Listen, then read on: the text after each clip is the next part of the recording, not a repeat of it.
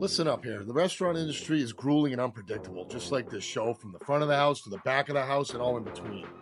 We will turn up the heat, you turn up the volume. I'm Chef Antonio Caruana. Welcome to the Tell All Podcast, The Burnt Hands Perspective. This podcast contains explicit and potentially offensive material. You've been warned. Now buckle up, bitches. Let's go. All right, here we are. Burnt Hands Perspective. We're back back at it. Mr. Mark Conway. If you want to find out what the importance of those red shoes are, stay the fuck tuned, because you're going to find out as time goes on. In the meantime, though, the best dressed man of the hour at every competition. Yes. Walking around, you could pick him out from the crowd.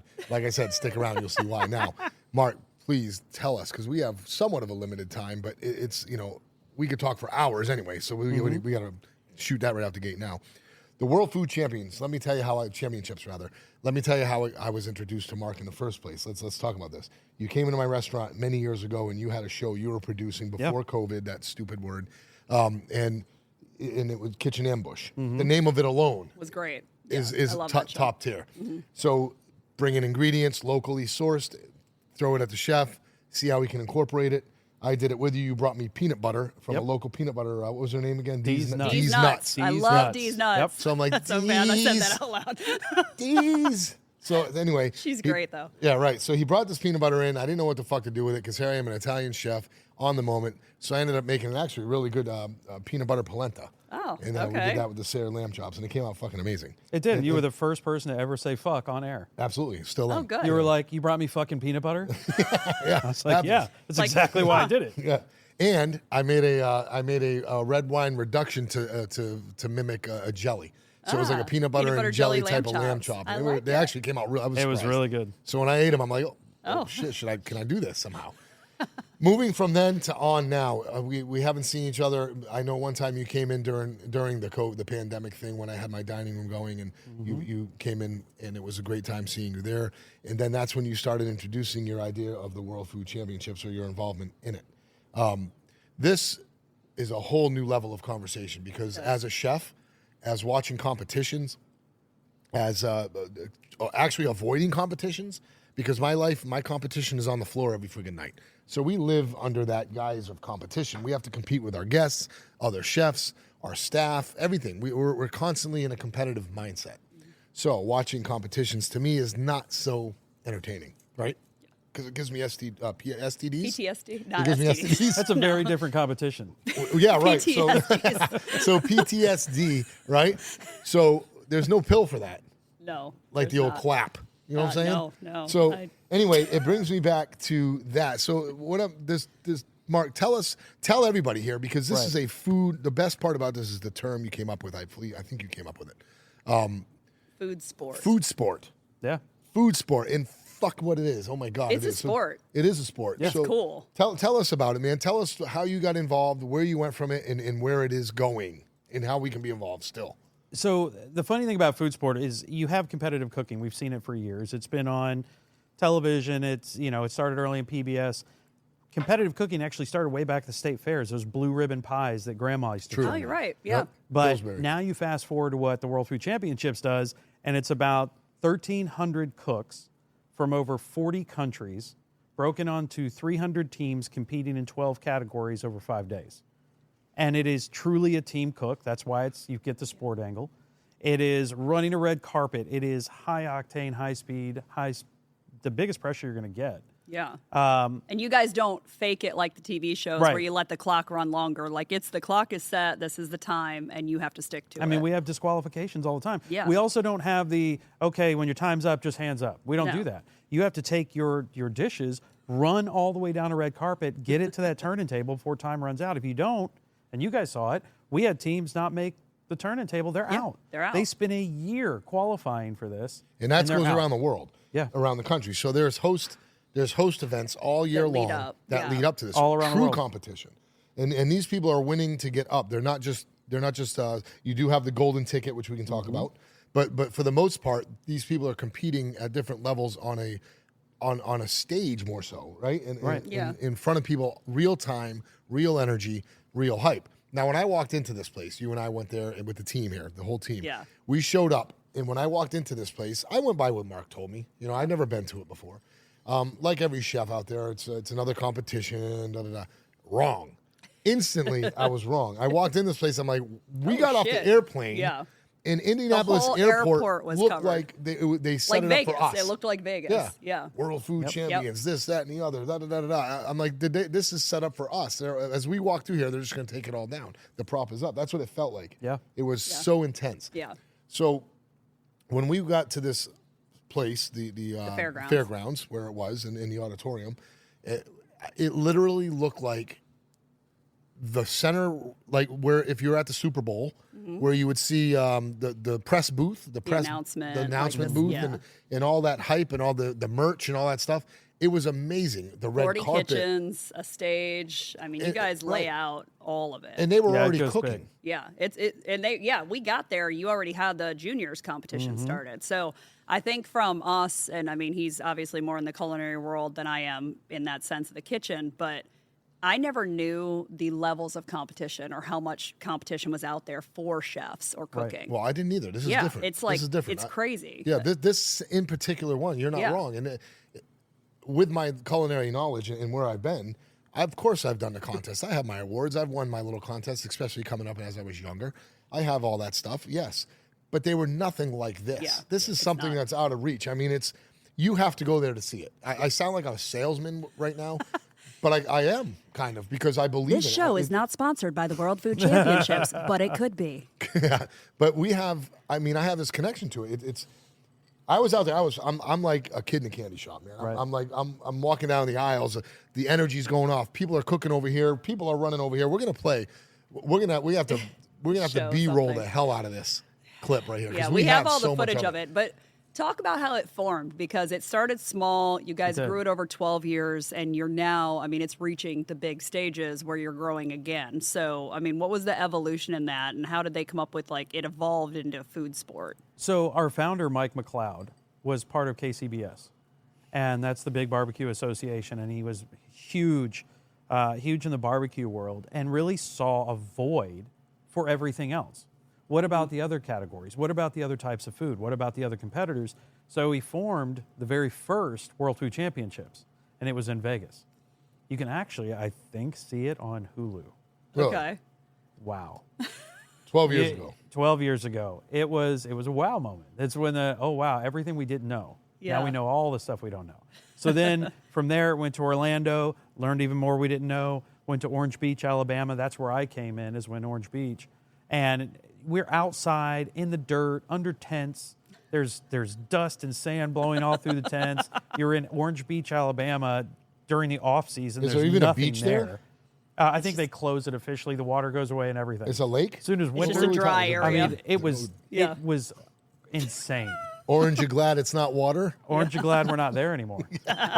Sorry, Orange Beach, I love you. But from there, we went to Dallas and had 4 years in Dallas. Now we start really seeing things pick up steam. Then coming into this big transition, which was year 12, we had a new company form, which is World Food Championship Holdings, where a guy by the name of Michael Eaton came in, who came over from IMG and Endeavor, that whole group that pretty much owns everything that is anything entertainment-wise. They own WWE and the world, the cage fighting. It's huge. So now we go into this first year in Indianapolis. Now there are TV crews there. It is being shot basically for a pilot to determine maybe a 3-letter network that wants to pick it up that we'll know in the next few weeks. So you've got now this evolution to where it's so global. We hit over 40 countries this year. We're now talking about developing WFC Japan, WFC Europe, WFC UK, WFC Australia. So we truly are forming this World Food Championships that at some point in the very near future, you'll have the winners from all of those meet the winners from the Americas all in one place. International. Olympics. Say it's in Dubai, and now you have the world's biggest food competition ever. Sure, like the Olympics. It would be pretty much a yearly The Olympics. Olympics of food. So cool. So, and that's the feeling I get. So Olympic Village type of thing. This is what I got when I walked into this place. When the press was there, we walked in to find out. I was a judge. I was invited to be a judge, which is another story of greatness. So I walked into that signing up, and I was in a different category of judges. Remember, I felt like the clip on Karate Kid when they go to check into the first karate, Oh yeah. the karate tournament, right? And they're saying her name wrong and everything, and he's up at the table and he's trying to figure out, that was me and you. And they're like, we don't know where you're supposed to be. I said, well, I don't either. So, I don't either. And then it was just a whole different thing. But it was that intense to where they were so organized, they didn't even know where I was supposed to be because their part of their section was so. They were doing just They were doing their competitor fine line, check-in. right. So it was like, no, you got to go over there. Right. And then So we I was just, like, okay, man. So I felt like an oddball because of the organization. It was just really, I'm walking through there.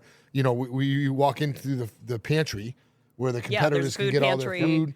And that was, this year it was supplied by, Sam's Club. Mm-hmm. So you have all this huge pantry you're walking through. It's just an amazing thing. It's cool, yeah. And like I said, I can't wait to show this B-roll on here so they really can get a feel for what's going on.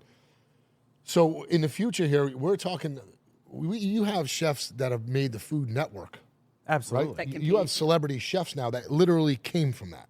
Right. And we've had the pleasure to meet, talk to, hang out with. Yep. And it's just inspiring for me. Now, I would never consider being in a competition anymore, right? Because I already told you why at the beginning of this clip. But what I did fall in love with was judging. And because it gave me a different connection and a different perspective to the competitors' foods. And it gives me a different way to look at a chef's perspective. And it really put me in tune with that. And it made me feel great because I wasn't competing, but in a sense I was, because I didn't want to do them wrong. Right. I want to make sure I'm giving them the best of my palate, my knowledge, my experience, right? And it really gave me just a upliftment in attitude. Well, you were towards it super all. inspired when we left there because you have to kind of blend the judging between like a Paula Abdul and a Simon Cowell. Like you don't want to be too mean because you don't want to crush their dreams, but you have to be. Right. And you did a great job of that. But you were like probably the most inspired I've seen him as far as like leaving a place like that, like Yeah, it was. seeing those different palates. And I think some of the things when people look up World Food Championships, like when I went there, you said like the categories are, noodles and seafood. So I thought they were just cooking noodles. No, you have to build the entire dish around it. So you get this like elaborate plus their main interpretation. ingredient that is gifted. Sponsored So Yeah, infusion. and it the may be a sponsored noodle thing, ingredient. but Yeah. Parmesan Reggiano might have been the actual Yeah. build around, right? Yeah. So it was really inspiring to see. And some of them, all of them were good. They wouldn't have been there if they weren't. I mean, yeah. All of and- them were good, but some of them were hard to judge because you don't want to compare against each other. You want to judge the plate for what it is, Individually, right? yeah. But it's really hard knowing that, man, that was good, but that was good too. And you can't help yourself, right? So because you're eating them all at the same time on a limited time frame, you almost have to kind of your palate wants to compete, and I think education or experience with that would subside. But what an experience I got from that. I know. think I It got was more exciting. inspired and had more fun than the damn chefs that were winning. I know. I mean, that's the thing. I start every World Food Championships. I've been with it now probably 8 years. And I start pretty much everyone from the stage basically reminding people this is the world's biggest family reunion. Yes, this is the biggest international cooking competition, but it really is a family reunion. These people may not see each other all year long, but they stay in touch all year. And then as soon as they hit the ground at WFC, it's like no time has passed. They're right back. I have basically like an adopted mom in Donna Collins, the Jelly Queen. Sure. Everybody has those stories. It's the only competition you're ever going to see where we had a barbecue team one year, none of their protein showed up. In other sports, if their gear didn't show up, sorry, you don't get to play. Right. Yeah. All the other barbecue teams get rallied around, took all their extra protein, brought and dropped it over to them so they could compete. Yeah. That's awesome. It doesn't happen. It's like the any other way. camaraderie. And that's the family. kitchen life. It is more. It represents a true kitchen. Right. Sure, Yeah. it does. I mean, if the restaurant across the street, if they run out of something, I go over there. They come here. Yeah. We ask. It's just natural. It's how we get by. Yeah. Right. Yeah. What I think, Mark, is that the way this is going and the way I see it, from my perspective, it's exactly what the culinary world needs because it's in a lull. And right now, everybody's redundantly doing the same thing, and there's nothing to spark. And I think no matter what level of chef you're at, if you don't go here and watch, even if you're at the highest level, right? I'm at a pretty high level as far as what I do now as a chef, right? I'm not talking about accolades or anything like that. I'm just talking about I own multiple restaurants. I have my shit going on to where I don't necessarily have to cook, I guess. Do I? Yeah? Yeah. I mean, you But still- bottom line is I have people underneath me is what I'm saying. And well, when you I go built there, a business out of it, right, and you're I not have in the kitchen. right. every I have day. 2 kitchen brigades underneath me, and I'm still cooking every night too. But the thing is, when I go there, I'm watching people that are just coming up in their dream. Some of them. Yeah. Some of them have been there, but some of them, a lot of them are still working on coming up in their dream. Well, you had, They're what, working- 20, 23-year-old, like, kind of savants in the industry that were there leading teams, We did. you know? I mean, we had 2 years ago, 3 years ago now, the winner was an 18-year-old kid who didn't even know he was going to compete. He ends up winning a last chance qualifier 2 weeks ahead of WFC. He was only coming to volunteer. Right. Heard about a last chance qualifier, Wow. qualifies, goes into the chef category of all categories as an 18-year-old, wins the category, blowing out serious competition, goes to final table in South Carolina, wins final table, becomes the world food champion as a barely 19-year-old. Yeah. Right. Next thing you know, he's on Next Level Chef with Gordon Ramsay and Yeah. making jokes about how old Gordon Ramsay is. That's what this does. And then last year's final table, which was probably the most international we ever had, the final four was a Michelin-starred chef from the UK, a 30-plus year executive chef from Australia, a phenom out of France, and a little pastry chef out of Galveston, Texas. Wow. Everybody thought it was going to be the exec chef from Australia who had won the whole thing the previous year. He was looking to repeat, or this Michelin-star chef out of the UK. They all lose to this little pastry chef from Galveston, Texas. Sure. Wow. And that's the beauty. That's what the I'm saying. sport of it, because you don't know who the champion is going to be. And to watch these people who didn't have the Yeah. opportunity, it's almost like watching America's Got Talent or what's the other one? American Idol. Or, American Idol. yeah, You see these people with such talent, they just never had a platform. Yeah. And this thing gives a platform. And that's what I mean by I have my platform. You know, Yeah, and you that's don't what I'm have a trying to prequel. say. I have like, my it's not like platform. you have to have a culinary degree to compete, correct? Oh, we have home cooks. Yeah, so Right. people home are cooks just to home. Michelin chefs. Yeah. We have it all. And that's what's Yeah. fun about it. That's And fun. sitting up there judging that, watching this, inspired the hell out of me to make me remember that I may have my platforms, but honestly, I could get beat out by a damn person who's just learning how to cook 2 years ago. Yeah. It's that easy. You It's know what I'm saying? cool. And that's what inspired me to come back and get my shit together. And that's what I did when I walked back in here. You know what I mean? It made me look at the whole restaurant industry. So no matter what level of chef you are or how high you are, you're going to take something from this place. Yeah. It's amazing. And it's someone like Thomas Keller could go in there and take from it because he would be inspired because he's a giver. He gives back to this community. Yeah, true. And that's the format you would give back more than anything. It's just a great thing. And what you guys are doing is it's pivotal right now. It's pivotal, right? That's a good word. It is. It is pivotal. But I think for like the rest of the the industry that's out there that doesn't know about it, because again, we didn't learn as much about the process to get there. So break down like what's the process like where you have these qualifiers to get the golden ticket, which we talked about. How do people find out about it? Like how does that process work from like say Joe Schmo sitting at home right now and is like, oh shit, I want to compete. What do they need to do? So easiest way, you can go into the worldfoodchampionships.com. That's the website. It will list qualifiers. Now, what a qualifier is, it can be a sanctioned event that someone else is putting on, but they have been sanctioned by us to give away a golden ticket. The only way to compete at WFC is to have a golden ticket. It's like the Willy Wonka of food sport. So you get this golden ticket, now you can go and compete. But these qualifiers happen all year long, all around the world. I think globally last year we had about 800 qualifiers. Wow. And each one is different. One can be a burger challenge. One can be a pasta challenge. One can be a barbecue cook-off. It really depends on, we take a look at the competitions as they apply to be sanctioned. We go and we break down, all right, who's judging? What's your process? What's the legitimacy of what's happening here? And then now we give out golden tickets. This year, we're going to take a whole new approach and be much more proactive and more of a putting on our own farm system. That's one of the things that Mike Eaton talks about a lot now, is being that American Idol of food sport and really going out and putting our own qualifiers out there. So we're working through the state fairs. Because if you look at the state fair, that's the history of food sport. Competitive cooking started with that blue ribbon, like I said earlier, your grandmother won. The blueberry Yeah. pie. The blueberry the pie, right. huckleberry.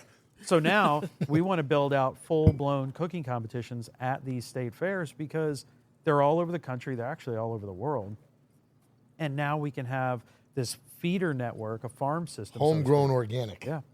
homegrown stuff. Yeah, the well, and organic you way. have to kind of bring some of that in-house to control, like once you're growing to that point, which you guys are. So I think a lot more people know about this next year than they did this year and the year before, and that's the whole point of it. And to be a part of it was pretty cool because we got to come and podcast at the event, so we got to meet all the chefs, and then In we which had we- chefs in from which that we- event come for your birthday and come right. cook So for you. we That are was in awesome. contact already. Yeah. So our team, we're already in contact with a lot of the chefs. We already have a community working on our end. It's Yeah, amazing. We've become friends with these guys and ladies, and we're having a good time with Mm-hmm. it. And I look forward to the next year already. And is that is slated pretty much to be in the same place? We're about 70% sure it's going to be in India again. Okay. That is all this whole part of Yeah. the negotiation. But I will tell you this, wherever we go, we're probably going to be a long-term home. So I think click my heels. I'm waiting to. You have the shoes hear for about. it. I got Click the 'em. Go shoes ahead. for it. I'm putting all in. I'd love for it to stay in Indy. It was Sure. a tremendous host city. It was. Unbelievable. From our first time facility being was involved, great. it was. Yep. I don't know. I think the event went well, no matter where it is. Yeah. Right. But I think the whole involvement with Indy as well, according the airport all the way through, the whole situation made the event feel great. Unless that's how it feels everywhere. It has to inside. Indy it's was good. special. It Indy was a different special. feeling. The whole vibe was different special. vibe. Well, they was- get it. I think a lot of the anybody out there in economic development, when you're trying to do revitalization and pushing for those efforts, like they lose the aspect of the hospitality and the food and bringing people in for food and beverage. And fallen short in our area a few times on that, and they did a great job. So I think if you stay there, it's fun. But people can keep up with it on the website. And where it's gonna be repetition next year. builds. Repetition builds. And if you look Yeah. at what they're doing there at Indy, between Sports Corp, Visit Indy, they've had everything. Yeah. They've had the Super Bowl, the Final Four, the Olympic swim trials, Taylor Yeah. Swift. They just keep bringing in more. Yeah. Right. So they want food sport. They want Sure. to be the quintessential source for food sport, and that's WFC. And be a home. and it works Yeah. out. It is. It's fun. But I think that the people that get involved with it, it is more attainable than you think, which I think some people think, like, I can't do that. But You can. proven that, like, anybody can come and join and actually try and Absolutely. get the golden ticket for this. You really can. I know. Yeah, We're it's trying to get it in obvious, right? Virginia. It's So very cool. So that's something we're working on proposing as well is having a qualifier type of situation here in Hampton Roads, because coastal Virginia has some of the best chefs on the East Coast. We have some of the best food, best resources, best indigenous product. We have the bay all the way out to the mountains, right? Yep. And what we don't have though is really a national platform here in Hampton Roads for some reason or another. Right. So whether it be the Beard Foundation or Michelin, we have quality chefs and restaurants that could easily participate in those programs. yeah. But we just, for some reason the program isn't here. We would like to see that with the World Food, Yeah. So awesome work, Mark. For all you who, I know you all been sitting at home right now or wherever you are listening to this, and you're chewing your nails, wondering about the red shoes. Because I told you, if you paid attention long enough, You sat here with us. if you know Mark, like I know Mark, I'm going to tell you what. The best part of the World Food Championships is the final moments when the chefs are running with their product to deliver it to the final judge table, literally down a red carpet with the big buzzer and the big numbers and the people clapping People and dropping the red shit, ropes. Yeah. Like, falling over and tripping. Running and full yeah. sprint. this dude right here carries his own red carpet On his feet. everywhere he goes in representation of the red carpet experience. So when he's talking World Food Championships, he's on the red carpet right now, right here. So that's what it's all about. You have to experience this red carpet scenario. That's what I'm going to tell you. You like that? I like that. I don't know if that's his story, but No, I'm no, gonna I go mean, with It it right absolutely works. I made it up, 100%. Yeah, but it works. But I told you I'd reward you for being such good listeners. For and I'm staying here to with us. deliver, folks. I'm Oh here my to God. deliver. Okay? Yeah, I'm proud of you for See the tying emotion that in. built there? I do. I saw the whole crescendo. It was Oh, okay, amazing. I need a nap. It's so good. I need a nap now. Or do you want to weigh in on where your shoes came from? That's the whole thing about my suits, my shoes, the whole garb is I love to talk. I love to be on stage. I love to do all things. But the suits speak louder than I can ever suit. So that's whatever, that's a whole other thing about World Look at Foods. me now. It's Look at me now. Everybody wants to know what suits I'm wearing. I wear a different suit every single Every day. time. Yep. Every single World Food Championship's a different one. It all started thanks to Donna Collins, the Jelly Queen, who asked me for her very first biscuit and championship, would I host it and would I wear a hot pink suit? Oh, And I'm so like, she "Sure." requested the crazy suit. She requested. And that's the where it suit. all happened. And that's where it all started because I Now wore you're that wearing suit. red carpets everywhere you step. Oh yeah, Now you're I just, wore like, that suit in as like, it. oh, it's good to go now. I like it. That's funny. So now it's all a different jacket, a different suit every single time. You want to reveal any of your like secret places you get these suits, or no? Well, or is this like you secret? know, this is one of mine. Oh, it's got your name in it. So okay. my name in it. This is one of got the a ones that name I on picked it. out and designed. Okay. With our company Uncommon Chef, they have their own tuxedo line, so I've designed some suits with them. But Oh, the that's craziest place that I get my stuff from is literally Amazon. Oh, So yeah. go I look search crazy shit. weird suit coats. That's it. It's a wrap. Comes up every time. Yeah, That's so good. fun. I love it. man. This That's is great. cool. I know. So, I'm going to end this with this good note here, man. What you're doing, phenomenal. The best part about it all is you're right here in Hampton Roads with us. So you're bringing something. Like I said, this area offers some of the best culinary reach out there is.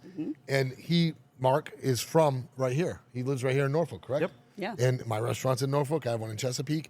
We met here, and now he's a big producing part of the World Food Championships food sport. Yep. And he's right here from Hampton And he's Roads. from the so I'm 757. honored to know you like that. And I'm honored that you didn't have to travel here. We live in the same town. We know each other. Just make a drive down the road. It's right down the street. And you know, it's so funny because I go to Luce in Norfolk all the time, Yeah. and it's just there's those spots that we have here that people don't realize would hold up against anything anywhere else. Sure. We really have those spots here in Hampton Roads. My job, my goal when I have my restaurants here is to be as better or good or better than any place I go in the world to bring it here. That's my goal. That's what I want. We have a lot of And, talent here, and I think it's definitely. underestimated, which is why, I mean, we want to bring competition. We want to try and build that community here, which Absolutely. is something that we will do over the next, couple of years, because it deserves it. I mean, coming up in the restaurant industry, you have the same background. Like, you know food. You know good food. And we have some amazing fucking chefs in this area. So to see it represented, and hopefully some people from here will be inspired and show up and try and, get the golden ticket and represent, because I don't think you've had many people from Virginia or No. this area, some in northern Virginia. Really only one from this area ever necessarily went to WFC and competed. Okay. So And that's a there could challenge be to everyone in the so much more. 757. Sure. Show up. Sure. And we're probably, wink, wink, nudge, nudge, going to unveil some new categories next year. Oh, good. okay. I'm Nice. excited about that. Well, we're excited. Where can they find you? One, I know you plugged it a little the bit. shout But out. let's give it a big shout out and a big plug. Where can they really go to get on board with this program? You can always follow the World Food Championships on Instagram, on Facebook, on LinkedIn. So it's on all the channels, just World Food Championships. And then you can follow me at Mark Conway, WFC. Perfect. All right, perfect. And there also is a mixology portion, so we're gonna have to do a separate There episode is. for the bartenders, because Sure. there is a way to get involved and win a lot of fucking money, All which I kinds think of people will love. So we'll Big talk money. about that in the next one. The veterans, all that stuff. Yeah, There's a all of lot it. of categories So that are many. not even touched here in this conversation. But Mark, thank you very much for being here. Thanks for having us involved. Absolutely. The Burnt Hands perspective, the whole crew learned a lot. We bound really good at that weekend. Oh, it was great. It was just a really good time. So fun. We experienced where to go and where not to go eat in Indy. And That's a story for another episode as well, y'all. episode. Okay, we're not going So, to talk about that right now. Yeah, right. But Indy was amazing. What you're doing is amazing. Your team is amazing. You made us feel more than home, and we look forward to working with you in the future. So Burnt Hands Perspective, give them a follow. Definitely give us a follow. Subscribe to the whole nation, and we'll see you out there. Ciao for now.